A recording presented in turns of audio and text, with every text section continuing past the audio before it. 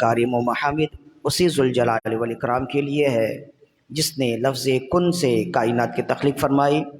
تمام زبانوں کی حمد و ثنا صرف اور صرف اسی رب لم یزل کے لیے ہے جس نے دنیا میں انسانوں کو پیدا فرمایا اور انسانوں کی ضروریات زندگی کی تمام اشیاء کو مہیا، مسجع، مرصع، مرقع، مسجع فرمایا۔ تمام تر تعریفات، تمام تر حمد و ثنا صرف اور صرف اسی ذوالجلال والاکرام کے لیے ہے جس نے دنیا میں انسانیت کے رشد و ہدایت کے لیے انبیاء کرام علیہم الصلاۃ والسلام کو مبعوث فرمایا کہ وہ نفوس قدسیہ کاملہ دنیا میں آ کر اللہ کی وحدانیت اور اپنی رسالت لوگوں تک پہنچاتے رہے۔ کروڑ ہا کروڑ صلاۃ و تسلیم ہو حضور سرور انبیاء، حبیب کبریا، شفیع روز جزا علیہ تحیت و ثنا کی بارگاہ میں کہ آپ تمام انبیاء کرام علیہم الصلاۃ والسلام کے اخیر میں تشریف لائے اور آپ نے آ کر تمام بنی نوع انسان کو اخوت و بھائی چارگی، ملنساری، اخلاق، بردباری، اعلیٰ ظرفی، اعلیٰ کردار کا درس و پیغام دیا۔ قبل اس کے کہ گفتگو کا آغاز کیا جائے، جمعے کے دن درود و سلام پڑھنے کی تمام تر برکتوں کو، فضیلتوں کو مد نظر رکھتے ہوئے ایک مرتبہ بلند آواز سے اپنے آقا و مولا صلی اللہ علیہ وسلم کی بارگاہ میں درود و سلام کے نذرانے پیش کیجیے۔ اللہم صلی علی سیدنا و مولانا محمد طب القلوب و دوائہا وعافیت الابدان و شفائہا ونور الابصار و ضیائہا وروح الارواح و غذائہا وعلی آلہ و اصحابہ وبارک وسلم صلاۃ و سلام علیک یا رسول اللہ صلی اللہ علیہ وآلہ وسلم۔ سرنامہ کلام میں جس آیت مقدسہ کی تلاوت کا شرف حاصل کیا سورہ بقرہ کی آیت ہے۔ سورہ بقرہ ہم جانتے ہیں کہ قرآن مجید کی تمام صورتوں میں سے سب سے بڑی صورت ہے اور اس کا دائرہ پہلے پارے سے لے کر تیسرے پارے تک محیط ہے۔ تو سورہ بقرہ کی جس آیت مقدسہ کی تلاوت کا شرف حاصل کیا پوری آیت نہیں ہے، آیت کے آخر کا ایک حصہ ہے جو ہم نے تلاوت کرنے کا شرف حاصل کیا۔ سورہ بقرہ کی آیت بینات ہے اور اس کا تعلق دوسرے پارے سے ہے۔ دوسرے پارے کے تقریباً آخری کی جگہ آخر میں یہ آیت کریمہ موجود ہے۔ آیت نمبر 249 ہے جس آیت کریمہ کے ہم نے تلاوت کرنے کا شرف حاصل کیا۔ اس آیت مبارکہ میں اللہ رب العزت نے ارشاد فرمایا قال الذین یظنون انہم ملاقو اللہ، کہا ان لوگوں نے جنہیں یقین ہے کہ وہ اللہ سے ملنے والے ہیں، جنہیں یقین ہے کہ وہ اللہ سے ملنے والے ہیں، انہوں نے کہا کم من فئۃ قلیلۃ غلبت فئۃ کثیرۃ باذن اللہ واللہ مع الصابرین، کتنی ہی چھوٹی جماعتیں بڑی جماعتوں پر غالب آ جاتی ہیں، کتنی ہی چھوٹی تعداد، کتنی ہی قلیل تعداد بڑی تعداد پر غالب آ جاتی ہے اللہ کے حکم سے۔ کم من فئۃ قلیلۃ غلبت فئۃ کثیرۃ باذن اللہ ان اللہ مع الصابرین، بے شک اللہ واللہ مع الصابرین، اور بے شک اللہ صبر کرنے والوں کے ساتھ ہے۔ تو اس آیت مقدسہ میں اللہ رب العزت نے دو ارشادات ارشاد فرمائے، دو باتیں ہیں جو اس میں بہت زیادہ قابل غور ہے۔ یہ اس کا پس منظر تو کافی طویل ہے اور بنی اسرائیل کا ایک طویل واقعہ ہے، اگر اس واقعے کی طرف ہم گفتگو کریں تو آگے جو ہم نے بیان کرنا ہے وہ بات رہ جائے گی، لہذا اب اس کا حاصل کلام یہ ہے، اس آیت مقدسہ کا حاصل کلام یہ ہے کہ دو باتیں اس میں قابل غور ہیں۔ ایک تو یہ ہے کہ کہا ان لوگوں نے جنہیں اللہ سے ملنے کا یقین تھا، قال الذین یظنون انہم ملاقو اللہ، کہا ان لوگوں نے جنہیں یقین تھا اور جنہیں یقین ہے کہ وہ اللہ سے ملنے والے ہیں، انہوں نے کہا ایک بڑے لشکر کی بات تھی بنی اسرائیل میں، ایک بہت بڑا لشکر ہے اور اس لشکر کے مقابلے میں جو اہل ایمان کی تعداد ہے وہ بہت کم ہے، تو بعض لوگ وہ تھے جو منافقین تھے وہ تو اتنی بڑی تعداد دیکھ کر ہی چلے گئے لیکن جو اللہ والے تھے جنہیں یہ یقین تھا کہ ہم اللہ سے ملنے والے ہیں، انہوں نے اپنے سامنے موت کو دیکھا، انہوں نے اپنے سامنے بڑی تعداد کو دیکھنے کے باوجود کہا کہ ایسا نہیں ہے کہ اگر کسی کی تعداد بڑی ہے تو وہ کم تعداد پر غالب آ جائے، یہ تو فقط رب کے فضل و کرم سے ہوتا ہے اور رب کے حکم سے ہوتا ہے۔ رب بسا اوقات ایسا ہوتا ہے کہ چھوٹی تعداد کو بڑی تعداد پر غلبہ دے دیتا ہے، کم تعداد والوں کو کثیر تعداد والوں پر، قلیل تعداد والوں کو کثیر تعداد والوں پر غلبہ دے دیتا ہے۔ تو جو لوگ اللہ والے تھے، جو اللہ سے ڈرنے والے تھے، جو نیک تھے، پرہیزگار تھے، جو اللہ کی معرفت سے آشنا تھے، انہوں نے کہا قال الذین یظنون انہم ملاقو اللہ، جو اللہ سے ملنے والے تھے، جو اللہ سے ملنے کا یقین رکھنے والے تھے، یعنی جو نیک اور پرہیزگار تھے، وہ اپنے سامنے بڑی تعداد کو دیکھ کر بھی دبے نہیں، موت سے ڈرے نہیں، بلکہ کہنے لگے کم من فئۃ قلیلۃ غلبت فئۃ کثیرۃ باذن اللہ، کتنی ہی قلیل جماعت بڑی جماعت پر غالب آ جاتی ہے اللہ کے حکم سے، اور واللہ مع الصابرین، اور اللہ تو صبر کرنے والوں کے ساتھ ہے۔ تو اس میں دو باتیں ہیں جو قابل غور ہیں، ایک تو یہ ہے کہ اللہ والوں کا طرز عمل بتایا گیا، اور دوسرا رب عز و جل نے یہ پیغام دیا کہ قلت تعداد ذلت کی علامت نہیں ہے اور کثرت تعداد عظمت کی علامت نہیں ہے۔ بسا اوقات ایسا ہوتا ہے کہ قلت تعداد ہونے کے باوجود کثرت تعداد پر غلبہ ہو جاتا ہے، اور بسا اوقات ایسا ہوتا ہے کہ کمزور لوگ بڑے بہت طاقتوروں پر غالب آ جاتے ہیں۔ تو اس آیت میں دو باتیں ہیں جو قابل غور ہیں۔ سب سے پہلی بات یہ ہے کہ جو اللہ والے تھے انہوں نے اپنے سامنے بڑی تعداد کو دیکھا، اپنے سامنے موت کو دیکھا، لیکن موت کو دیکھنے کے بعد بھی ثابت قدم رہے۔ اس سے معلوم ہوا کہ جو شخص گناہوں سے بچتا رہتا ہے، جو نیک اور پرہیزگار ہوتا ہے، تو یہ نیک اور پرہیزگار ہونا اسے بہادر بنا دیتا ہے۔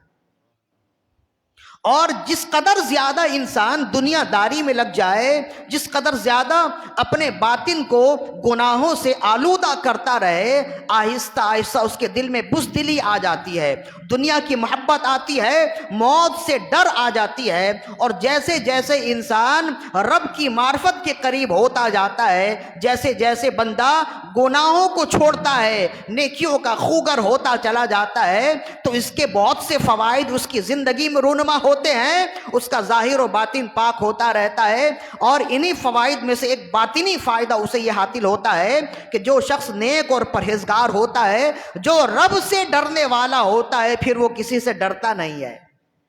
جو رب سے ڈرنے والا ہوتا ہے، جو گناہگار نہیں ہوتا، جو گناہوں کو چھوڑنے والا ہوتا ہے، جو نیکی کرنے والا ہوتا ہے، تو نیکی کرنے کا جذبہ اور نیکی کی برکت یہ اس کی ذات میں ملتی ہے کہ اللہ اسے بہادر بنا دیتا ہے، اللہ اسے نڈر بنا دیتا ہے، اپنے سامنے مخالفین کو دیکھ کر بھی اس کے پائے استقلال میں تزلزل نہیں آتے، وہ ہمیشہ کھڑا رہتا ہے۔ لہذا آج کے دور میں جو انسانوں میں بزدلی پائی جاتی ہے، بالخصوص مسلمانوں میں جو بزدلی پائی جاتی ہے، اس کے کئی وجوہات ہیں۔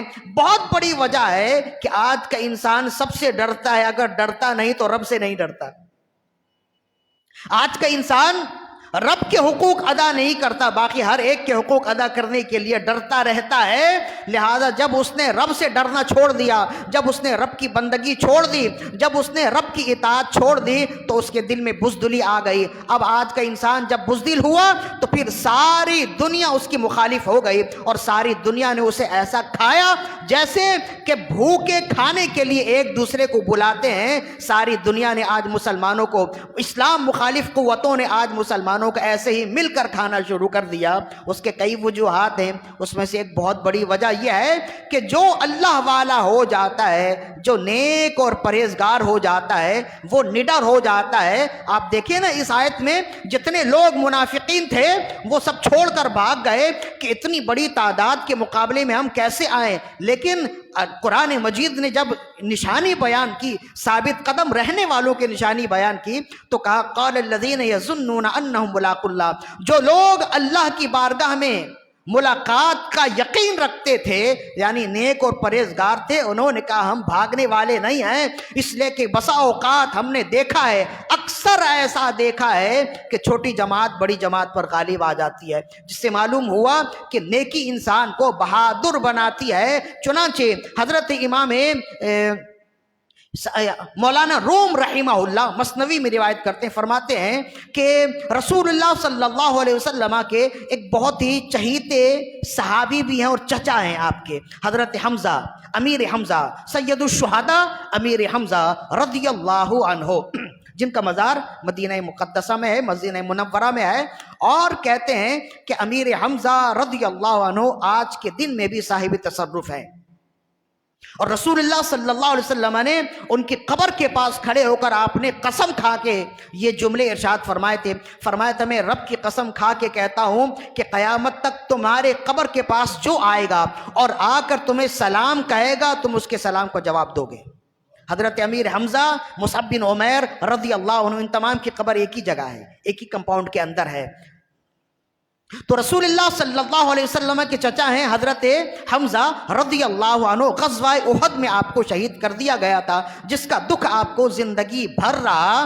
حضرت امیر حمزہ رضی اللہ عنہ کے بارے میں مولانا روم رحمہ اللہ نے لکھا کہ ایمان لانے سے پہلے بھی آپ جنگجو تھے، اور عرب تو وہ جنگجو ہی قبائل تھے، مختلف آپس کی جنگیں ان کے درمیان میں ہوتی ہی رہتی تھیں، تو امیر حمزہ رضی اللہ عنہ زمانہ جاہلیت میں بھی بہت زیادہ طاقتور اور نڈر مشہور تھے، اور لوگوں کے درمیان میں مسائل کا تصفیہ فرماتے تھے، مسائل کو حل کیا کرتے تھے، لیکن اور جب ایمان قبول کیا تو ایمان لانے کے بعد بھی ظاہر ہے کہ وہ جنگجو رہے اور بہادر رہے، جنگوں میں حصہ لیتے رہے، جب تک زندگی رہی رسول اللہ صلی اللہ علیہ وسلم کی حفاظت کرتے رہے، ہم رکاب رہے۔ لیکن ایمان لانے سے پہلے اور ایمان لانے کے بعد جنگوں کے حوالے سے ان کا طرز عمل کچھ الگ تھا۔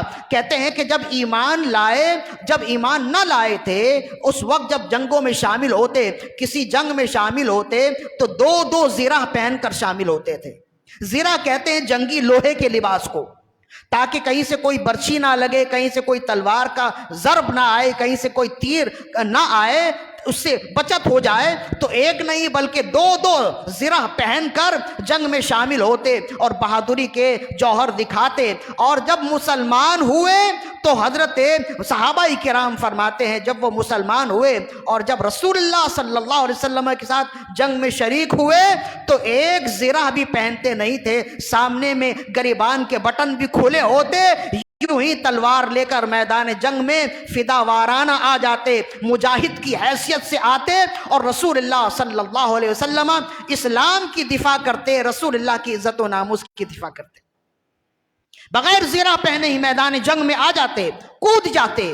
اور لوگ کہتے کہ لوگ دو تین زرہ پہنے ہوئے ہیں، صحابہ کرام بھی زرہ پہن کر ہی میدان جنگ میں آتے، لیکن حضرت امیر حمزہ رضی اللہ عنہ کو لوگوں نے دیکھا ایک زرہ بھی نہیں پہنتے، ایک جنگی لباس بھی نہیں پہنتے، جو لباس عام زندگی میں پہنے ہوتے وہی پہن کر آتے، اور اس میں بھی سامنے کے بٹن کھلے ہوتے تاکہ دشمن جب دیکھے تو اسے اس کے اوسان میں ہیبت طاری ہو جائے۔ اب کہتے ہیں صحابہ کرام رضوان اللہ علیہم اجمعین نے پوچھا آپ اس طرح نہ آیا کریں، آپ بہت قیمتی ہیں، ظاہر ہے کہ رسول اللہ کے چچا ہیں، خدا نہ خواستہ کوئی تلوار کی ضرب آ جائے، کوئی نیزہ لگ جائے، آپ کو تکلیف پہنچے، کہیں شہادت ہو جائے یا آپ کو زخم آئے تو یہ آپ کا زخم آنا ہمارے لیے بہت زیادہ تکلیف کا باعث ہوگا، تو جس طرح آپ پہلے زرہ پہنا کرتے تھے اب بھی پہنا کریں۔ ایسا کیا ہے کہ آپ پہلے دو زرہ پہن کر میدان میں آتے تھے اور اب ایک زرہ بھی نہیں پہنتے؟ تو کہنے لگے جب میں مسلمان نہیں ہوا تھا موت کا خوف ہمیشہ میرے دل میں رہتا تھا، میں میدان جنگ میں تو آتا لیکن دل کے اندر میرے بزدلی چھائی ہوئی تھی، موت کا خوف ہوتا تھا۔ جب رسول اللہ صلی اللہ علیہ وسلم کے ہاتھ پر ہاتھ دیے اور جب کلمہ پڑھا اور جب رسول اللہ نے بتایا موت بھاگنے کی چیز نہیں گلے لگانے کی چیز ہے، اب جب میرے سامنے موت آئے تو موت سے بھاگنے کو جی نہیں چاہتا، ایسا لگتا ہے کہ موت فنا کی بات نہیں، موت تو جنت کی طرف جانے کے لیے فقط ایک دروازہ ہے۔ کہ ادھر موت کے دروازے سے داخل ہوئے، ادھر اب رب کی رضا بھی مل گئی، جنت بھی مل گئی۔ تو میں زمانہ جاہلیت میں جب جہاد کرتا، جب جنگ کرتا، دو زرہ اس وجہ سے پہنتا تھا کہ میرے اندر کچھ بزدلی تھی، میرے اندر کچھ کمزوری تھی، میں موت سے ڈرتا تھا۔ اب جب ایمان لے آیا تو وہ موت کا ڈر ختم ہو گیا۔ اس وجہ سے زرہ کوئی کیسے پہنتا ہے، کس وجہ سے پہنتا ہے؟ موت سے بچنے کے لیے، زخموں سے بچنے کے لیے۔ جب مجھے زخموں سے بچنے کا خوف ہی نہیں ہے، جب مجھے موت کا خوف ہی نہیں ہے، تو زرہ پہننے کی ضرورت نہیں ہے۔ مولانا روم رحمہ اللہ اس حکایت کو نقل کرنے کے بعد فرماتے ہیں کہ دیکھو، جب تک وہ صاحب ایمان نہیں ہوئے تھے موت سے ڈرتے تھے، اور جب صاحب ایمان ہوئے تو موت سے ڈرنے والے نہ ہوئے، موت سے بھاگنے والے نہ ہوئے، بلکہ موت کو گلے لگانے ہوئے۔ اس سے معلوم گلے لگانے والے ہوئے۔ اس سے معلوم ہوا کہ جو شخص رب کا بندہ بن جاتا ہے، جس شخص کے دل میں رب کی بندگی آ جائے، جو گناہوں سے بچنے والا ہو جائے، بزدلی اس کے دل سے نکال دی جاتی ہے۔ یہی وجہ ہے کہ اس وقت اور لوگ بھی بزدل تھے، تمام لوگ بزدل ہو گئے، لیکن جو اللہ والے تھے وہ کہنے لگے قال الذین یظنون انہم ملاق اللہ۔ جو اللہ والے تھے وہ کہنے لگے کہ ہم موت سے بھاگنے والے نہیں ہیں، اگرچہ ہماری تعداد چھوٹی ہے، اگرچہ ہماری تعداد کم ہے، تو کیا ہوا؟ رب کی عنایت ہوئی، رب کا فضل ہوا تو ضرور ہم ہی غلبہ پائیں گے۔ اور اللہ نے انہیں غلبہ بھی دیا۔ تو اس سے ایک فائدہ ہمیں یہ معلوم ہوا کہ آج کے دور میں مسلمانوں کے دل بزدلی سے بھرے ہوئے ہیں۔ اس کی بہت بڑی وجہ ہے، جیسے ہی جہاد کی بات آئے، جیسے ہی دشمنوں سے ٹکرانے کی بات آئے تو انسان لرز جاتا ہے، پاؤں کانپنے لگ جاتے ہیں کہ یہ کیا مولوی صاحب خون خرابے کی بات کرنے لگے، میٹھی میٹھی بات کرے تو وہ سمجھنے میں بھی اچھی لگے، سننے میں بھی اچھی لگے، یہ خون خرابے کی بات، یہ جہاد کی بات۔ تو یہ اچھی طرح یاد رکھیے کہ جس طرح اسلام نے نماز کو فرض کیا ہے، ویسے ہی جہاد کو بھی فرض کیا ہے۔ آپ کوشش کرنے کے باوجود جہاد کو نہیں نکال سکتے۔ کیا کریں ہم پھر؟ قرآن پڑھنا چھوڑ دیں؟ اگر ہم جہاد پر گفتگو نہ کریں تو کیا کریں پھر؟ قرآن پڑھنا چھوڑ دیں؟ قرآن میں ایک نہیں سینکڑوں مقامات پر رب خود فرماتا ہے کہ راہ خدا میں نکلو، راہ خدا میں نکلو، جہاد کرو۔ تو اب یہ ہے کہ جہاد سے منہ پھیرنے والے کیوں ہوئے؟ اس کی ایک بہت بڑی وجہ ہے کہ اب ہمارے دل موت کے ڈر سے بھرے ہوئے ہیں اور بزدلی آ گئی ہے۔ اور بزدلی آنے کی کیا وجہ ہے؟ جب انسان رب کی بندگی چھوڑ دیتا ہے، جب انسان گناہوں میں مبتلا ہو جاتا ہے تو اس کے دل میں بزدلی آ جاتی ہے۔ اور جیسے جیسے انسان رب کا بندہ بنتا چلا جائے، اس کے دل سے بزدلی ختم ہو جاتی ہے، بہادری آ جاتی ہے۔ یہاں تک تو گفتگو ہو گئی، ہم کہتے ہیں کہ بلکہ ہمارا عقیدہ اس سے بھی آگے کا ہے۔ چنانچہ امام غزالی رحمہ اللہ نے لکھا، حضرت عبداللہ بن مبارک رحمہ اللہ ایک مرتبہ بازار سے گزرے، گھوڑا خریدنے کے لیے گئے۔ آپ محدثین کے امام بھی ہیں، عبداللہ بن مبارک محدثین کے امام بھی ہیں، قارئین کے امام بھی ہیں، مفسرین کے امام بھی ہیں، فقہاء کے امام بھی ہیں، اور مجاہدین کے امام بھی ہیں۔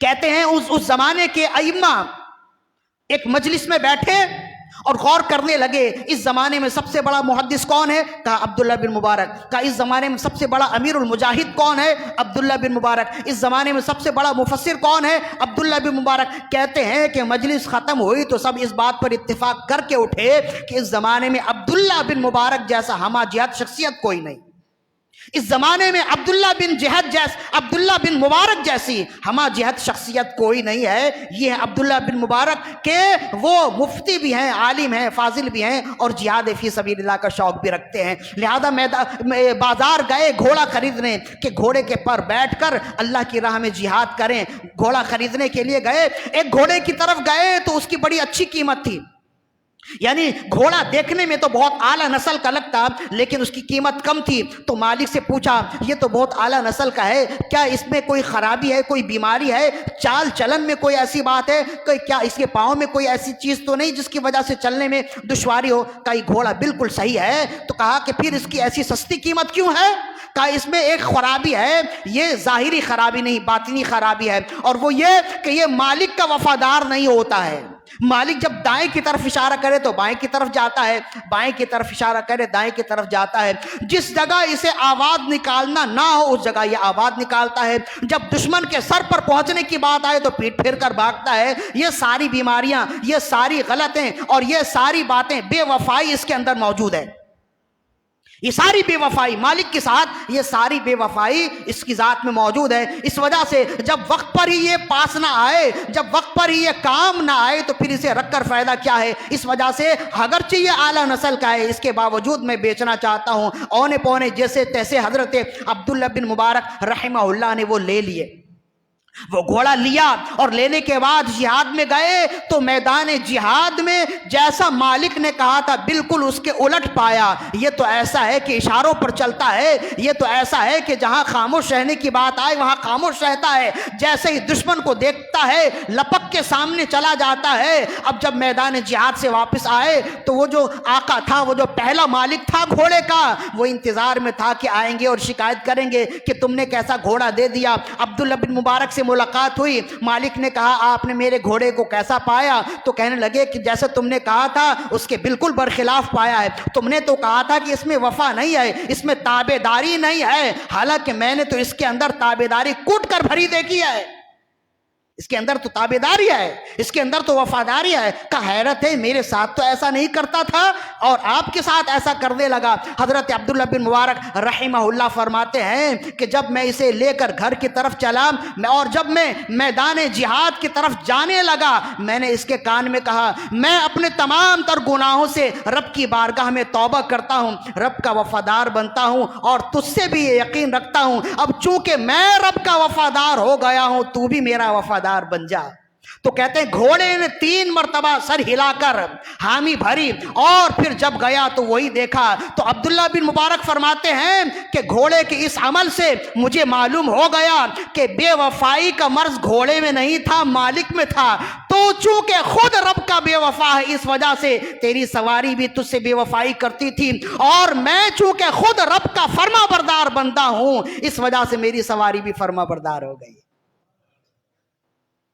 تو جب انسان گناہ چھوڑ دے نا تو پھر ساری چیزیں اس کی اتباع میں آ جاتی ہیں، فرما برداری میں آ جاتی ہیں۔ جب انسان گناہ چھوڑ دے وہ خود بھی طاقتور ہو جاتا ہے۔ یہاں تک تو بات ہو ہی گئی تھی، بلکہ ہمارا عقیدہ یہ ہے کہ جب انسان گناہ چھوڑ دے وہ خود بھی طاقتور ہو جاتا ہے، اس کی سواری بھی طاقتور ہو جاتی ہے۔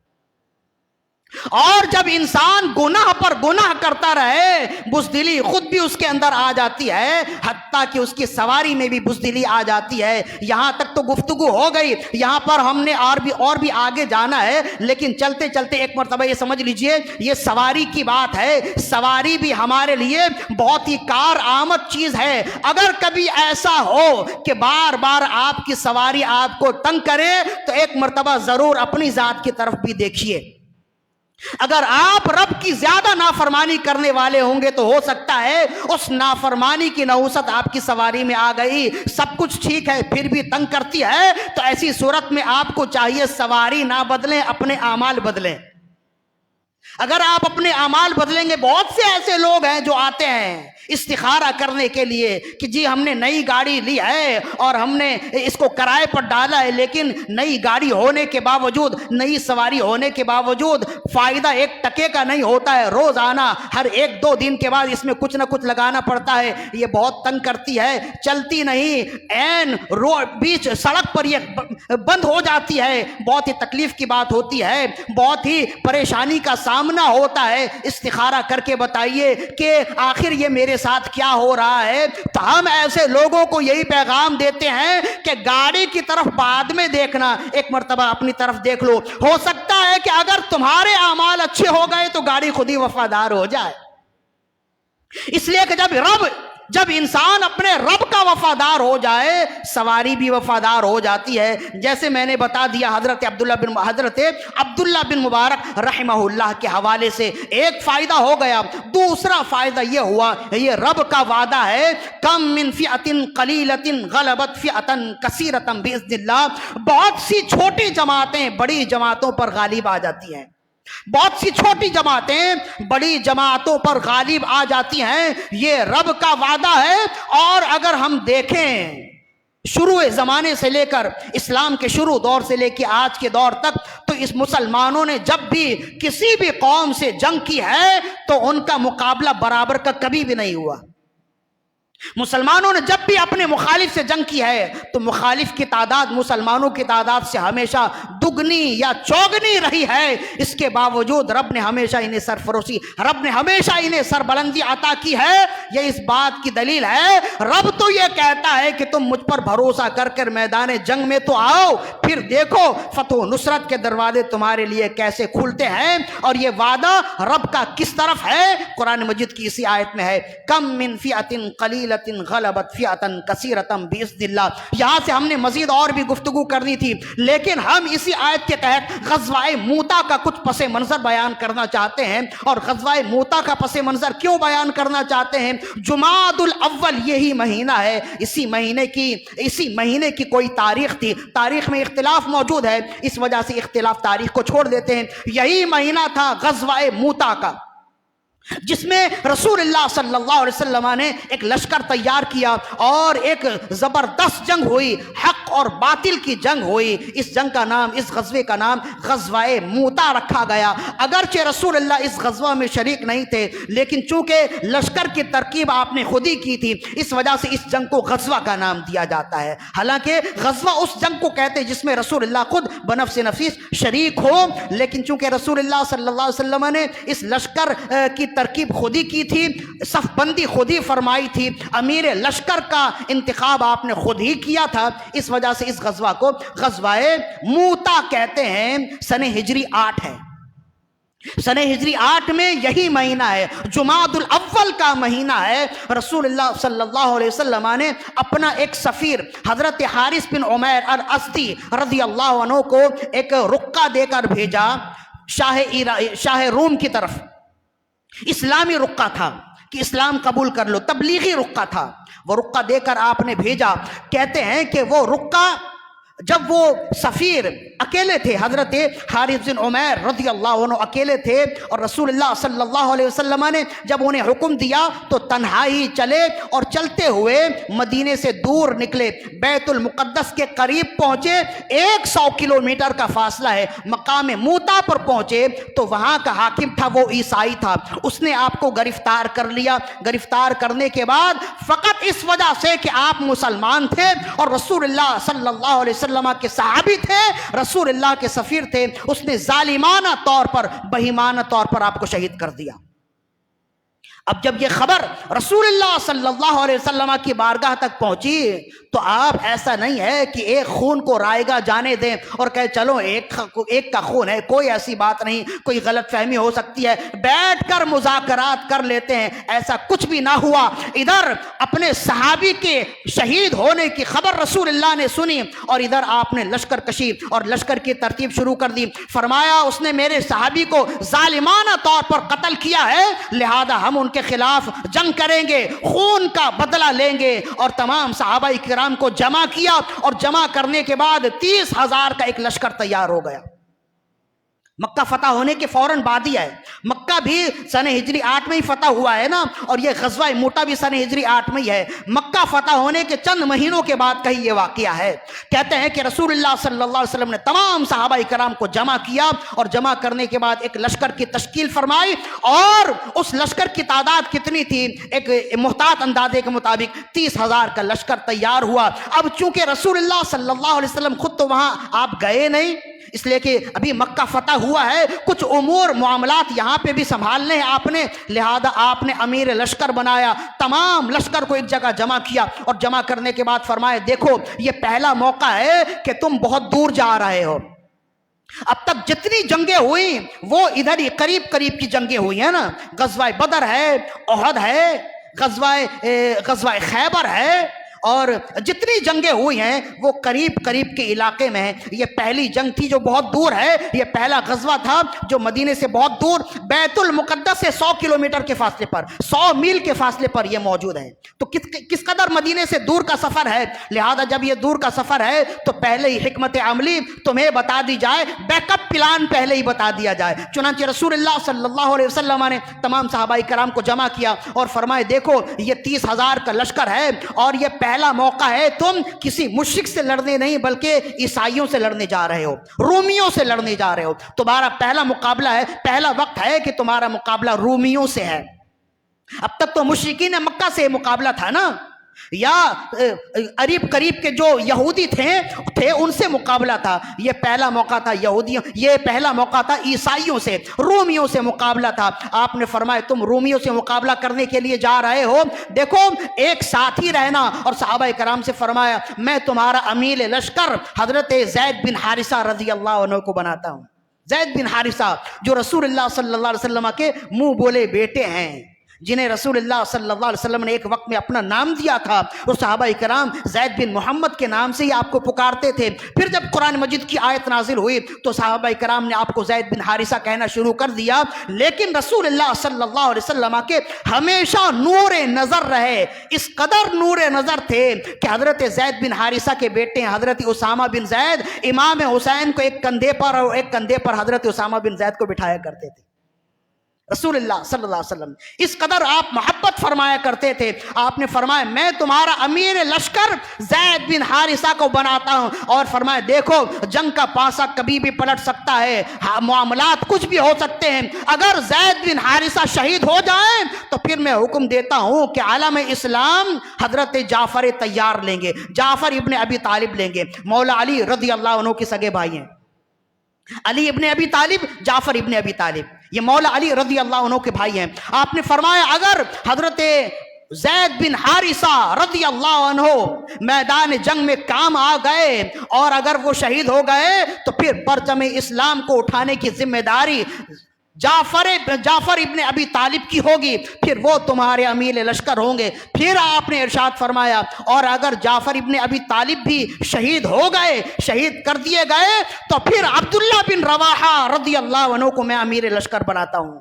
پھر وہ پرچم اسلام کو تھامیں گے. اور پھر فرمایا اگر وہ بھی شہید ہو گئے، اگر میدان موتا میں عبداللہ بن رواحہ بھی شہید ہو گئے تو پھر میں تم سے یہ عہد لیتا ہوں، میں تمہیں یہ حکم دیتا ہوں، پھر فوری طور پر تم میں سے آپس میں بڑے لوگ بیٹھیں، مشورہ کر لیں اور چند منٹ میں ہی کسی ایک کو منتخب کر لیں تاکہ پرچم اسلام بغیر کسی سپاہ سالار کے نہ رہے.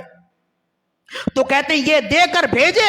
اب کہتے ہیں کہ یہودی بھی وہاں موجود تھے، انہوں نے جب یہ سنا تو یہودیوں میں سے کہنے لگے اگر رسول اللہ صلی اللہ علیہ وسلم نے یہ 3 امیر لشکر تجویز کیے ہیں اور ان کی شہادت کے بارے میں بھی بتا دیا ہے تو ہماری کتاب میں یہ بات بھی موجود ہے. شیخ محقق نے اسے مدارج النبوت میں لکھا، فرمایا یہودی کہنے لگے ہماری کتاب میں یہ بات موجود ہے کہ سچا نبی وہ ہوتا ہے کہ جو امیر لشکر منتخب کرے اور کہہ دے اگر یہ شہید ہو گئے تو یہ لیں گے، اگر یہ شہید ہو جائیں تو یہ لیں گے. جتنوں کے نام لیں، سچے نبی کی پہچان یہ ہے کہ پھر وہ جتنوں کے نام لے لیں وہ میدان جنگ میں شہید ہی ہوتے ہیں. لہذا اب صحابہ کرام کے لیے بھی یہ عجیب بات تھی، اگر اس کا انکار کریں تو رسول اللہ صلی اللہ علیہ وسلم کی علم غیب کی بات بھی کے معاملات بھی ہوتے ہیں. لہذا صحابہ کرام کو بھی یقین ہو گیا کہ اب جب ہم مدینہ طیبہ سے جا رہے ہیں یہ آخری موقع ہے کہ رسول اللہ صلی اللہ علیہ وسلم کے رخ زیبا کو ہم دیکھ رہے ہیں. اب اس کے بعد جب دیکھنا ہوگا وہ روز حشر دیکھنا ہوگا. اب جب اس کے بعد دیکھنا ہوگا تو رسول اللہ صلی اللہ علیہ وسلم کے لواء الحمد کے نیچے ہی دیکھنا ملے گا. اس سے پہلے ہمیں دیکھنا نہیں ہوگا. قبر و حشر میں رسول اللہ صلی اللہ علیہ وسلم کی زیارت نصیب ہوگی، اس سے پہلے زیارت نہیں ہوگی. اب کہتے ہیں کہ تمام صحابہ کرام چلے. اب یہ صحابہ کرام جن کو رسول اللہ نے تجویز کیا تھا، جنہیں منتخب کیا تھا، یہ عام لوگ نہیں تھے. یوں سمجھ لیجئے کہ صحابہ کرام تو تمام ہی عام لوگوں میں خاص ہیں، اور یہ جو صحابہ کرام میں جنہیں آپ نے منتخب کیا تھا یہ صحابہ کرام میں بھی یوں سمجھ لیجئے کہ ہیرے کی مانند ہے. صحابہ کرام سب کے سب قیمتی ہیں، لیکن صحابہ کرام میں جنہیں آپ نے تجویز کیا، جنہیں آپ نے منتخب فرمایا، حضرت زید بن حارثہ، حضرت جعفر طیار، حضرت عبداللہ بن رواحہ، یہ ہیرے کی مانند تھے۔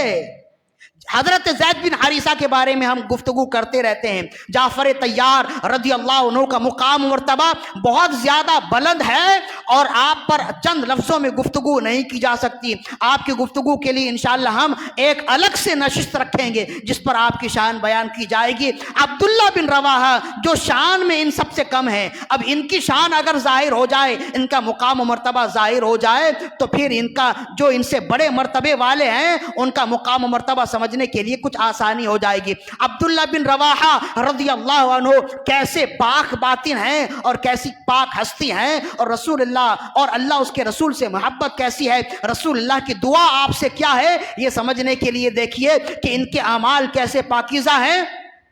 امام عبد الرحمن ابن جوزی نے اپنی کتاب صفت الصفوہ میں ان کے بارے میں لکھا، حضرت ابو درداء رضی اللہ عنہ اس کے راوی ہیں۔ عن ابی الدرداء رضی اللہ عنہ قال، حضرت ابو درداء رضی اللہ فرماتے ہیں، اتیت مع النبی صلی اللہ علیہ وسلم فی بعض اسفارہ فی یوم الحار شدید الحر، فرماتے ہیں کہ ہم رسول اللہ صلی اللہ علیہ وسلم کے ساتھ ایک مرتبہ ایک سفر میں تھے، انتہائی گرمی کے ایام تھے اور انتہائی گرمی کے ایام تھے، اور پھر فرمایا حتی ان الرجل لیدعو یدہو علی رأسی من شدت الحر، فرمائے اس قدر گرمی تھی کہ ہر بندہ اپنے سر پر اپنا ہاتھ رکھے ہوئے تھا گرمی کی شدت کو روکنے کے لیے۔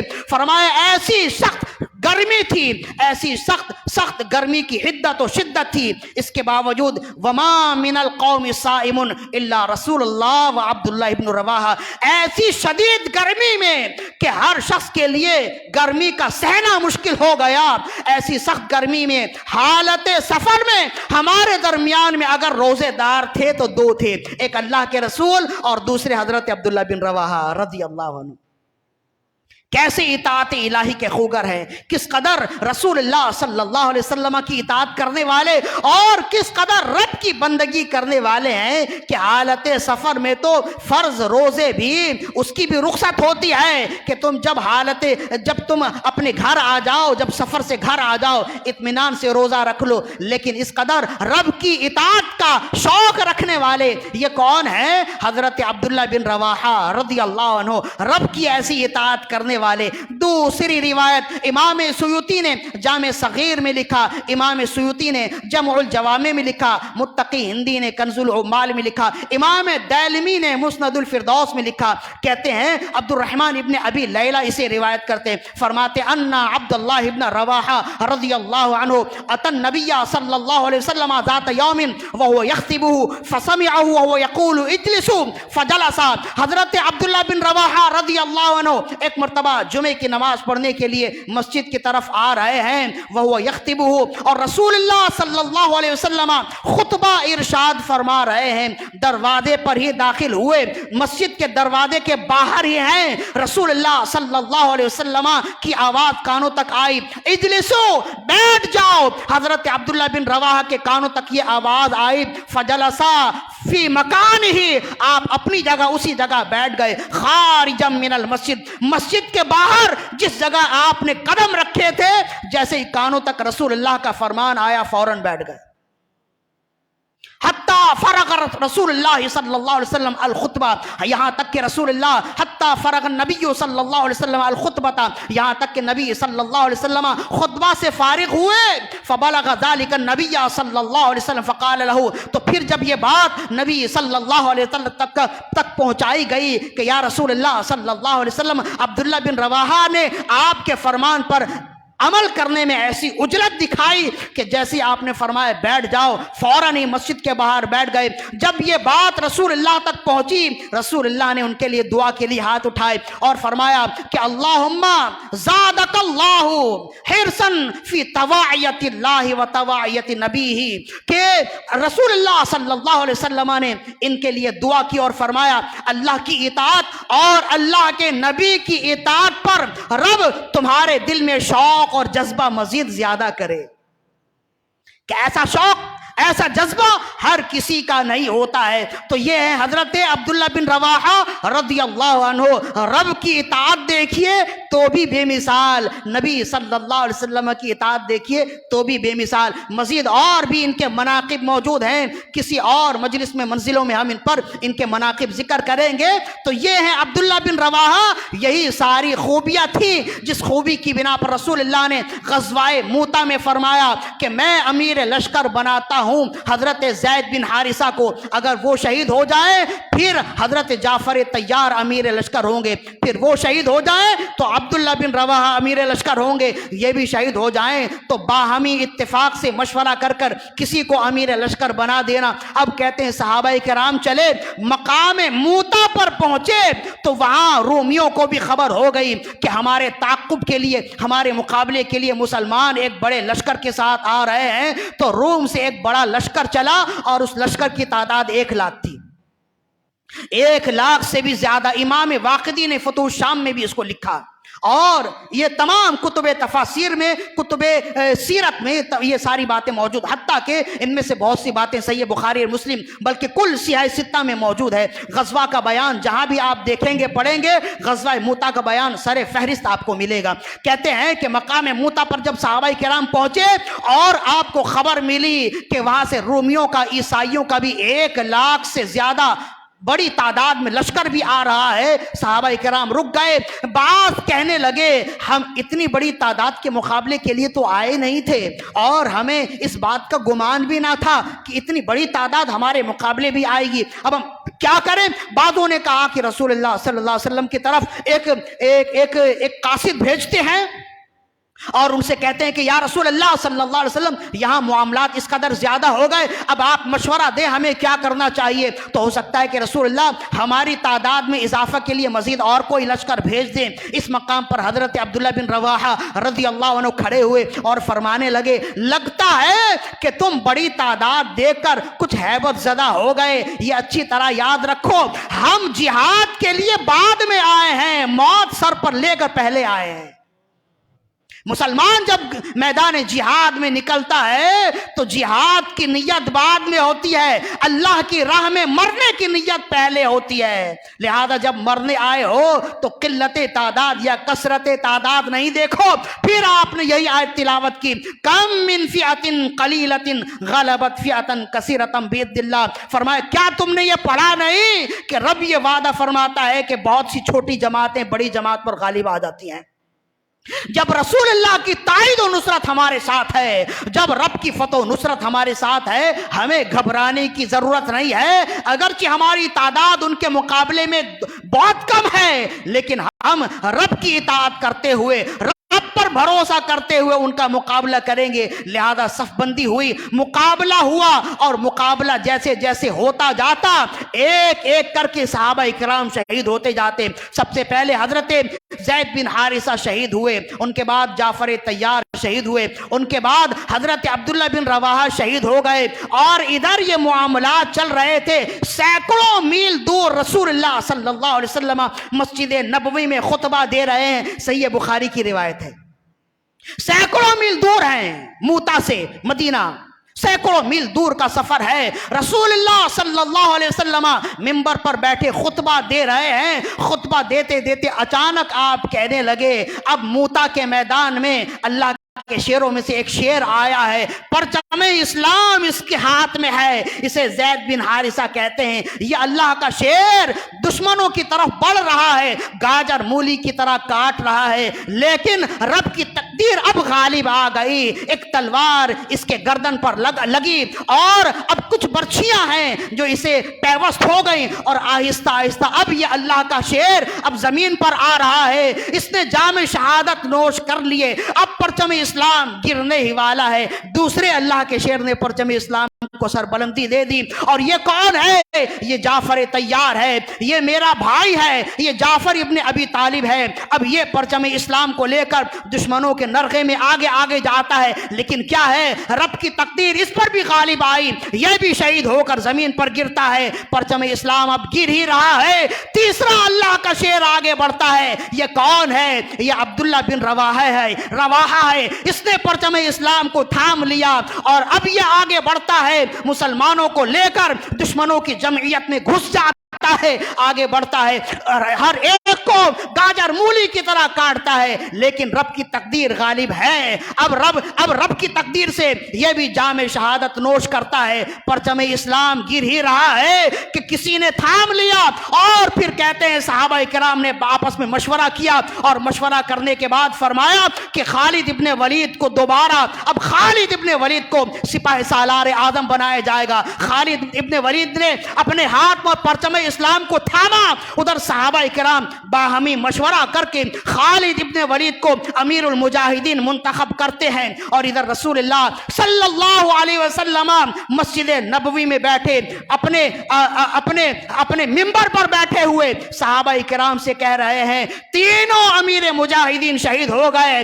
اب پرچم اسلام کو ایک اللہ کا شیر ہے تھامنے والا ہے، وہ اللہ کے شیروں میں سے شیر ہے، وہ اللہ کی تلواروں میں سے وہ تلوار ہے. سیف من سیوف اللہ، وہ اللہ کی تلواروں میں سے ایک تلوار ہے جس نے پرچم اسلام کو سربلندی دی. اور رب عز و جل نے اللہ کی تلواروں میں سے اس تلوار کے ہاتھ میں لینے کی وجہ سے اللہ نے پرچم اسلام کو سربلندی دی اور مسلمان فتح یابی سے ہمکنار ہو گئے.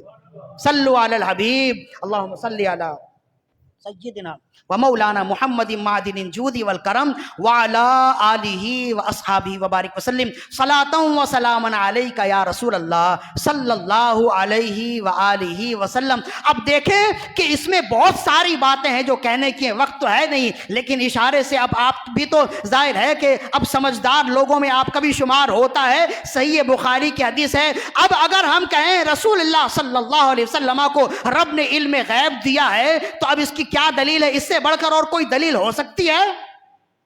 جبھی ہم کہتے ہیں سر عرش پر ہے تیری گزر، دل فرش پر ہے تیری نظر، ملکوت و ملک میں کوئی شے نہیں وہ جو تجھ پہ آیا نہیں. اب وہاں پر صحابہ کرام کے کیا معمولات ہو رہے ہیں، اور ادھر منبر پر رسول اللہ صلی اللہ علیہ وسلم بیٹھے صحابہ کرام کو بتا رہے ہیں کہ میدان جنگ کا منظر کیا ہے. بالکل ایسا محسوس ہوتا ہے کہ اس وقت میں رسول اللہ مسجد نبوی کے منبر پر نہیں ہے، بلکہ برف سے نفیس خود میدان جنگ میں موتا میں موجود ہیں.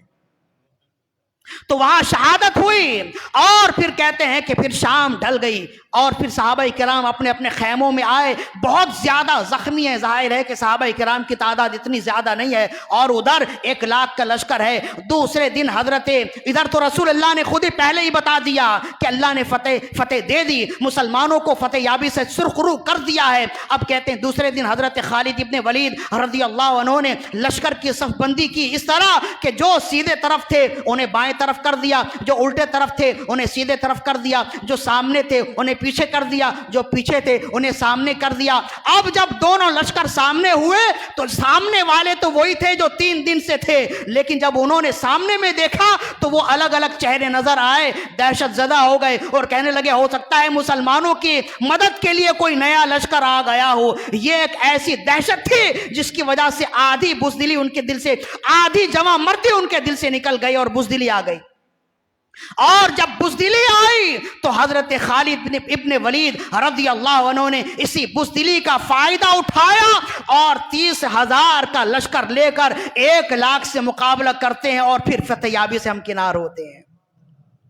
اور پھر تمام صحابہ کرام کو لے کر مدینہ منورہ مقدسہ معطرہ میں تشریف لائے. رسول اللہ صلی اللہ علیہ وسلم نے والہانہ انداز میں اور رسول اللہ صلی اللہ علیہ وسلم نے انتہائی فرحت و انبساط کا مظاہرہ کیا اور انہیں گلے لگایا اور صحابہ کرام کی بڑی تعریفیں فرمائی. اب اس سے چند باتیں ہیں جو ہم سمجھ پائے. ایک بات تو یہ ہے کہ مسلمانوں کو کبھی بھی اپنی قلت تعداد پر غمزدہ نہیں ہونا چاہیے کہ جناب ہم کیا کر سکتے ہیں، ہماری تعداد کم ہے، مسلمانوں کی تاریخ ہے، مسلمان کبھی بھی جنگ میں جو جیتے ہیں نا اپنی کثرت تعداد سے نہیں جیتے ہیں، ہمیشہ قلت تعداد سے دیتے ہیں۔ ایک بات یہ ہے۔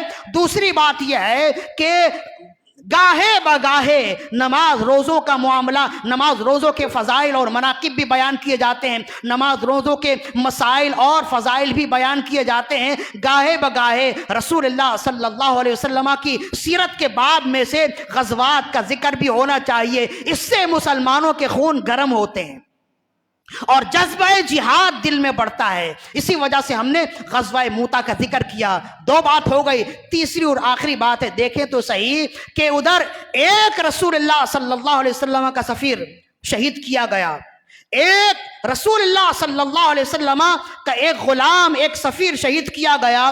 رسول اللہ صلی اللہ علیہ وسلم نے پوری عیسائی دنیا کو آگ لگا دی، سب کو تاوبالا کر دیا، تمام پوری عیسائی دنیا پریشان ہے، اور حتیٰ کہ سب نے مل کر مختلف جماعتیں تشکیل دی اور 1,00,000 کا لشکر تیار ہوا جو مسلمانوں کے مقابلے میں آیا، جس سے معلوم ہوا یہ نہیں دیکھنا چاہیے کہ ایک مسلمان مظلومانہ شہید ہوا ہے، یہ دیکھنا چاہیے کہ مسلمان کا خون گرا ہے، اور یہ مسلمان اور یہ رسول اللہ صلی اللہ علیہ وسلم کا طرز عمل رہا ہے۔